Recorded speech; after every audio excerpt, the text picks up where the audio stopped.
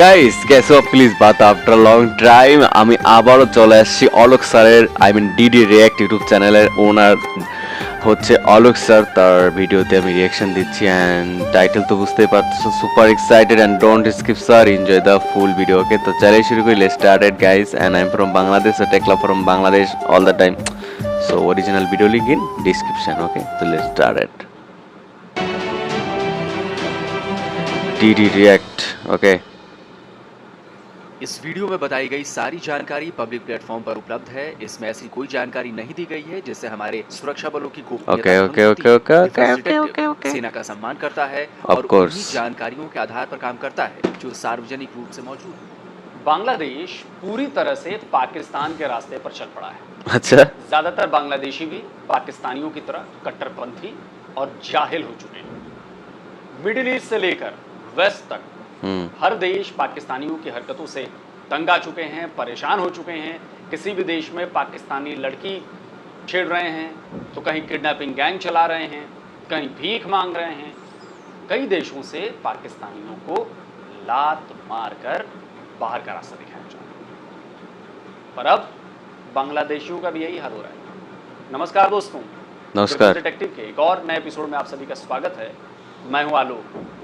तो दोस्तों, बांग्लादेश पाकिस्तान से अलग होकर बना था, तब लगा था कि बांग्लादेश के लोग पाकिस्तानियों से थोड़े अलग होंगे, समझदार होंगे, अपने देश, अपनी मिट्टी, अपने मज़हब की इज्जत करेंगे, उसका नाम रोशन करेंगे। लेकिन बांग्लादेश के लोग भी दुनिया में अपने देश का नाम डुबाने और उसका बंटाधार करने में लगे हैं, जैसा कि पाकिस्तान ने कई सालों पहले शुरू कर दिया था पाकिस्तान में। तो इस वीडियो में मैं आपको बताने वाला हूँ कि बांग्लादेशियों ने ऐसा कौन सा कांड कर दिया है कि यूएई में उन्हें उम्र कैद तक की सजा सुना दी है, और एक आध को नहीं। अच्छा, इसमें कई दर्जन लोग शामिल हैं। ओके, तो यूएई चलिए। में 57 बांग्लादेशियों को जेल में डाल दिया गया है। अच्छा, इनमें से 3 को तो लाइफ इम्प्रिजमेंट यानी उम्र कैद की सजा हुई है। মৃত্যুদণ্ড। तो হ্যাঁ, भाई साहब লাইফ है कि इन ইমপ্রিজনমেন্ট बांग्लादेशियों দিচ্ছে ने না, यूएई में कोई बड़ा कांड कर डाला है। যাবজ্জীবন দিয়ে দিচ্ছে। ये है वो कांड। अच्छा। ये प्रोटेस्ट देख रहे हैं आप, ये प्रोटेस्ट यूएई की सड़कों पर हो रहा है और करने वाले हैं बांग्लादेशी। तस्वीरें 19 जुलाई की हैं। यूएई में रहने वाले सैकड़ों बांग्लादेशी सड़कों पर उतर आए, नारेबाजी करते हुए जुलूस निकाल लिया और रास्ता जाम कर दिया। और बांग्लादेशियों का यूएई के सड़कों पर किया गया ये प्रोटेस्ट था। क्यों? क्या यूएई में उनके साथ कुछ गलत हुआ था? क्या यूएई गवर्नमेंट, लोकल एडमिनिस्ट्रेशन, नहीं उस कंपनी में जहाँ ये लोग काम करते हैं, उन्होंने इन बांग्लादेशियों के साथ कुछ गलत किया? না, जी नहीं। ये बांग्लादेशी कोटा यूएई की आंदोलन। सड़कों पर निकलकर जाम लगाकर लोगों को परेशान कर अपने देश यानी बांग्लादेश की सरकार का विरोध कर रहे थे। कहाँ? यूएई में। ও अब আচ্ছা, तक यूएई में रहने वाले बांग्लादेशियों से लोगों को सहानुभूति थी, लेकिन अपनी ही सरकार के खिलाफ यूएई में प्रोटेस्ट करने निकले इन बांग्लादेशियों ने यूएई को भी बांग्लादेश समझ लिया। वहां भी दंगे भड़काने की पूरी कोशिश की। वो तो यूएई की पुलिस ने मुस्तैदी दिखाते हुए मामला संभाल लिया, नहीं तो ये यूएई को भी जलाने की पूरी तैयारी में थे। लेकिन वो भूल गए थे कि जहां वो प्रोटेस्ट कर रहे हैं वो बांग्लादेश नहीं है, यूएई है। और मामले की जांच शुरू कर दी गई और कुछ ही घंटों সিভিল में বাংলাদেশি कई protesters ন্যাশনালস को पुलिस অ্যারেস্টেড ने ফর arrest প্রোটেস্টিং कर ইন लिया। ইউএই।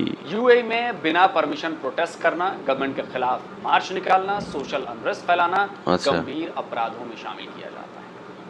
आप यूएई का ऐसे अपराधों के प्रति जीरो टॉलरेंस देखिए कि 19 जुलाई को ये प्रोटेस्ट किया गया और 22 जुलाई को यानी कि 3 दिन बाद ही कोर्ट ने अपना फैसला सुना दिया और सजा भी दे दी, सिर्फ 3 दिनों के भीतर। अच्छा, चांसलर डॉक्टर हमाद सैफ अल शम्सी यूएई के अटॉर्नी जनरल हैं। शुक्रवार को प्रोटेस्ट के ठीक बाद चांसलर डॉक्टर हमाद सैफ अल शम्सी उन्होंने मामले की जांच के आदेश दिए थे।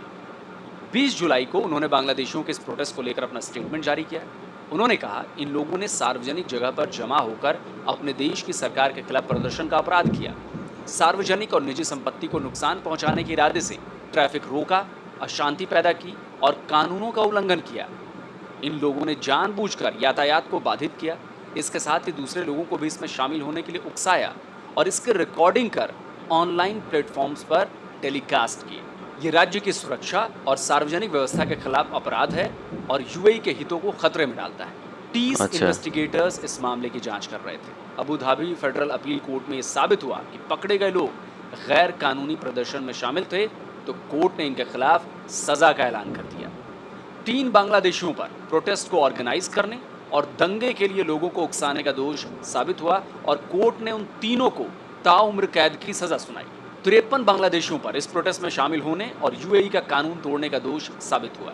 इनमें से 52 को 10 साल कैद जबकि एक को 11 साल जेल की सजा सुनाई गई है। 11 साल जेल की सजा पाने वाला बांग्लादेशी अवैध तरीके से यूएई में रह रहा था। कोर्ट ने यह भी कहा कि सजा पूरी होने के बाद इन सभी को डिपोर्ट कर दिया जाए। अब सोचिए कि यूएई के लिए ये इतना गंभीर मसला था कि वहां के प्रेसिडेंट मोहम्मद बिन जायद अल नहयान ने खुद ट्वीट कर लोगों से कानून का पालन करने और एमिरेट्स की सुरक्षा व्यवस्था बनाए रखने की भी अपील की। ये तो हुई यूएई की बात, लेकिन बांग्लादेशियों ने अपने घरेलू मसले को लेकर और भी कई देशों में बवाल किया है।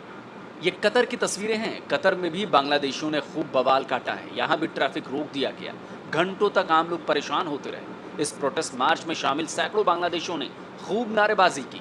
अब रॉयटर्स की इस खबर को देखिए, लिखा है बांग्लादेश में हो रहे प्रोटेस्ट को लेकर लंदन में हिंसा भड़क उठी, यानी इन बांग्लादेशियों ने लंदन को भी नहीं छोड़ा। खबर बता रही है कि व्हाइट चैपल डिस्ट्रिक्ट में बांग्लादेशियों के 2 गुट आपस में भिड़ गए थे। इसके बाद सैकड़ों लोगों ने प्रोटेस्ट भी किया था। व्हाइट चैपल के इस इलाके में बड़ी संख्या में बांग्लादेशी रहते हैं। अब आप ही सोचिए, ये बांग्लादेशी यूएई, कतर और ग्रेट ब्रिटेन समेत कई देशों में काम करने और पढ़ने जाते हैं। अब वहाँ अपने देश के किसी मामले को लेकर कानून तोड़ना, दंगा करना, अशांति फैलाना, ट्रैफिक रोकना, ये क्या है? यही तो जाहिलियत है, यही तो कट्टरता है। आपको जिस देश ने पनाह दी, जीने के लिए सुविधा दी, सहूलियतें दी, आपको नौकरी दे रहा है, वहीं आप दंगे करने लगे। ये तो होना ही था। अभी यूएई ने जेल में डाला है, हो सकता है कतर भी इस तरह का कोई एक्शन ले। अब चलिए, अब आपको थोड़ी जानकारी बांग्लादेश के हालातों की भी देता हूँ कि भाई वहाँ पर फिलहाल कैसी स्थिति। बांग्लादेश में सरकारी नौकरी में कोटा सिस्टम के खिलाफ शुरू हुआ छात्रों का हिंसक आंदोलन शांत होने का नाम नहीं ले रहा। इन प्रदर्शनों में मरने वालों की संख्या 180 के करीब पहुंच चुकी है। नौकरी में कोटा सिस्टम को हटाने के लिए सुप्रीम कोर्ट के ऑर्डर को गवर्नमेंट ने भी फॉर्मली एक्सेप्ट कर लिया है। इसके बाद हिंसा थोड़ी कम हुई है, लेकिन हालात अभी भी तनावपूर्ण है। इंटरनेट अभी भी डाउन है और कर्फ्यू लगा हुआ है। प्रदर्शनकारियों ने सरकार से कर्फ्यू हटाने और पकड़े गए लोगों को छोड़ने की मांग की है। बांग्लादेश की गवर्नमेंट एक तरफ हिंसक प्रदर्शन को रोकने की कोशिश कर रही है, तो दूसरी तरफ हिंसा को भड़काने वाली पॉलिटिकल पार्टीज पर भी एक्शन ले रही है। बांग्लादेश की पीएम शेख हसीना ने इस हिंसा के लिए सीधे तौर पर सियासी विरोधियों को जिम्मेदार ठहराया है। बांग्लादेश गवर्नमेंट ने प्रोटेस्ट करने वालों को लास्ट वार्निंग दी है कि अब वो आंदोलन खत्म करें। कमोबेश ये कहा जा सकता है कि अगले 2-4 दिनों में बांग्लादेश में हालात शायद कंट्रोल में आ जाएंगे। कोटा सिस्टम हट चुका है, तो छात्रों की जो एक तरह से मुख्य मांग थी 93% होच्छे मेधा, विरोध प्रदर्शन खत्म हो जाएंगे। 7% कोटा। बांग्लादेशियों का क्या होगा जो बांग्लादेश में चल रहे प्रदर्शन को लेकर दूसरे देशों में दंगा भड़का रहे थे? उन्हें क्या मिला? किसी को उम्र कैद तो किसी को 10-11 साल की जेल, यानी पूरी जिंदगी बर्बाद। और देश और मजहब का नाम खराब किया, ये अलग है। तो भाई बांग्लादेशियों, पाकिस्तानियों की तरफ बिहेव करना छोड़ो। उनकी तरफ बनोगे तो ऐसे ही दुनिया भर में लतियाए और गरियाए जाओ। We don't want. इसमें एक और बात है दोस्तों, यूएई ने अपने इस एक्शन से पूरी दुनिया को मैसेज दिया है कि माइग्रेंट्स को इस बात का हक नहीं कि वो आपके देश में आकर आपके ही देश के कानूनों की धज्जियां उड़ा देंगे, दंगे करने लगे, उत्पात मचाने लगे। यूएई ने बताया है कि ऐसे माइग्रेंट्स पर फौरन सख्त एक्शन लेने की जरूरत है, जिससे दूसरे लोगों को भी ये बात समझ में आ जाए ये उनका देश नहीं है और उनकी मनमानी नहीं चलेगी। Right. अगर हमारे देश में रहना है तो हमारे कानूनों का पालन करना होगा, और नहीं करोगे तो अंजाम भुगतना होगा, और जैसा कि ये बांग्लादेशी भुगत रहे हैं। तो दोस्तों, आपको आज का ये वीडियो कैसा लगा? इसको ज़्यादा से ज़्यादा शेयर करिए,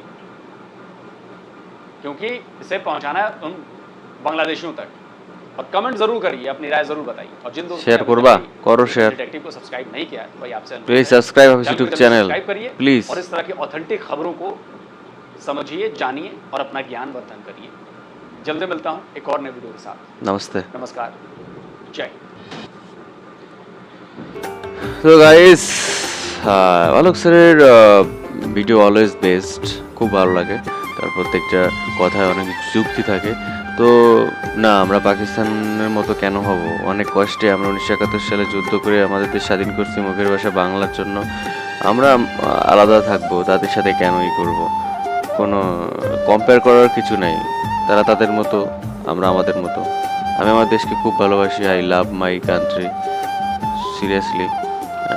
তো পাকিস্তানের সাথে তুলনা করার কি আছে ভাই, তারা কি নির্মম অত্যাচার করছে আমাদের, তাদের কথা তো ভাবতেই পারে না তারা। আমি মনে করি আমাদের বন্ধু হতে পারে না তারা কোনোদিনও, ঠিক আছে।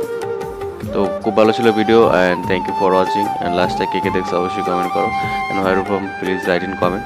সো নমস্কার, নমস্তে, দেখা হচ্ছে নতুন কোনো ভিডিওতে। ভালো থাকেন, লাভ ইউ, বাই।